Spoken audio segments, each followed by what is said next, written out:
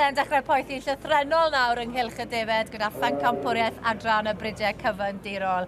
A llynedd, enillwyr yr adran yma aeth ymlaen i ennill y brif Pencampwriaeth. Felly Anwen a Dylan, mae'r arddangoswyr achos i peintiau nawr oherwydd petai nhw'n ennill hwn, fe allan o fo'n beryglus iawn yn y brif Pencampwriaeth. O, gallan yn sicr. Mae'r pwysau yn cynyddu wan, achos mae'r Brydau Cyfandirol yma wastad a cyfle gwych i fynd ymhellach. A mae'r safon heddiw yn arbennig. Fel mae hanes yn dweud, yn dweud, mae nhw'n gallu bod yn beryglus iawn yn yr adran yma, achos beth sy'n mor arbennig am y Brydau Cyfandirol maen nhw yn y Beltex, a'r Texels, a'r Texel Glas, pam maen nhw'n gwneud mor dda? Mae'r rhain wastad wedi sefyll allan i fi. Yn ynffeiri cigri, yn dyfe? O, wrth gwrs, o ran pennau smart ac yn llawn cig o'r ysgwydd nôl dros y loen.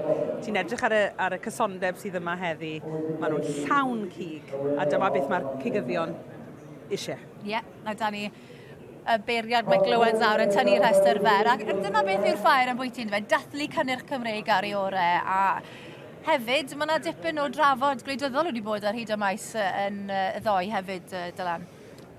Oes, mae'n debyg bod y Llywodraeth Cymru wedi gwrando i ryw raddau ar y ffarmwrs a maen nhw wedi gwneud newidiadau i'r cynllun cynaliadwy ffarmio. Be mae ffermwyr yn falch iawn o glywed yw bod 10% cod oedd yn orfodol wedi diflannu nawr. Mae yna dipyn o fanylion eto i ddod, ond ni wedi cael rhyw fras cynllun a dyna beth yw un o'r penawdau, yn dyfa? Ia, hwnnw oedd y peth pwysica dwi'n credu. Hwnnw oedd yn pryderu neu'n achosi y pryder mwyaf i'r ffarmwrs. So, jyst yn hapus iawn bod nhw wedi newid hynny.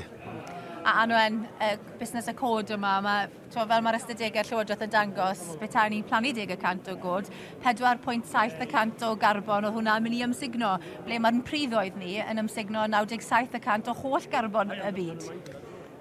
Edrych ar beth i ni yn gyflawni'n barod, mae ffermwyr Cymru yn gwneud jobyn ffantastig o wneud y gorau allan o'n tiroedd ni, a'n glaswellt ni. Byddai'n gret ar rhai gwledydd eraill yn gallu gwneud yr un fath. Ond y Llywodraeth yn amlwg wedi gwrando ar y ffermwyr a dyna beth oedd neges dirprwy prif weinidog ddoi Hywyrenca Davies. A nawr, nôl fan hyn ynghylch y defaid, dwi'n credu bod na symudiadau wedi bod, os Anwen? Mae'n twymo ma nawr yn dweud. Ydy glei. Mae'r pethau'n cael ei...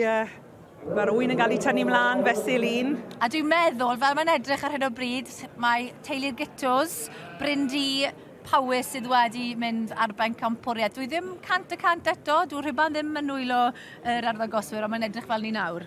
Mae wedi tynnu nhw ymlaen, so mae'n edrych yn debyg iawn dydy Meinir. A maen nhw'n edrych yn special, dweud y gwir. Mae rhain yn bar cyson iawn yn dyn nhw. Maen nhw'n debyg. A maen nhw wedi cael eu trimio yn debyg iawn i'w gilydd. Berffeth yn dyn nhw. O, ydyn. Lot o bampro, byddwn ni'n gweud. O, hwnna yn wir, yn dweud. Maen nhw'n edrych o fan hyn. Maen nhw'n edrych o fan hyn, fel sy'n nhw'n matcho mwy na thebyg yn well na'r rhai o'r lleill, dweud y gwir, sydd yn bwysig. A fel dwi'n meddwl, mae teulu'r Gitos yn enillodd Pencampwriaeth y carcas y pare.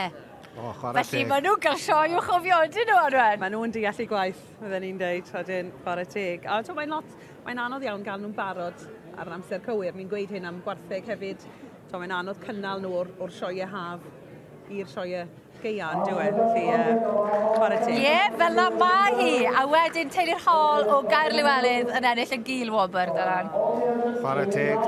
Teulu arall adnabyddus iawn yn y cylch yma. A 2 oen nais iawn eto yna la. 97.5 kilo. Diolch o galon Anwen a Dylan. Na i fynd i weld sy'n mae teulu'r Gitos yn teimlo wedi cipio'r Pencampwriaeth yma, achos mae'r Pencampwriaeth yma yn un bwysig iawn. A maen nhw'n gwybod hynny, tipyn o waith eto i ddod i nhw felly i baratoi ar gyfer y camau nesaf. Llong gwerchiadau, congratulations! Thank you very much. That's amazing. You're having a good fair. Yeah, very good. Yeah, we had won the champion peers. In the carcass? Yeah, so we're fingers crossed a bit for this today and it's come together. You might be doing the double. I don't know. This is good enough, I think. Yeah. This amazing achievement. Oh, thank you very much. And winning this class, this section, is a big one, isn't it? Yeah, well, we got out into the championship with the Baltics last year and we didn't quite, we were reserve. So this year is one step up, so we're really happy. Yeah. What does it mean to you after all the hard work? I don't know, we just keep coming back, keep supporting it. Been doing it ever since we've been kids. So, yeah, it's important everybody keeps doing the same, I think, and keep it going. And it's like a drug, isn't it? It is, absolutely. Addictive. Yeah, you wonder why, but... But it's worth it now. Yeah, it sure is. Yeah, Diolch, Adam, brilliant. Marian. Thank you. Da iawn. Cheers.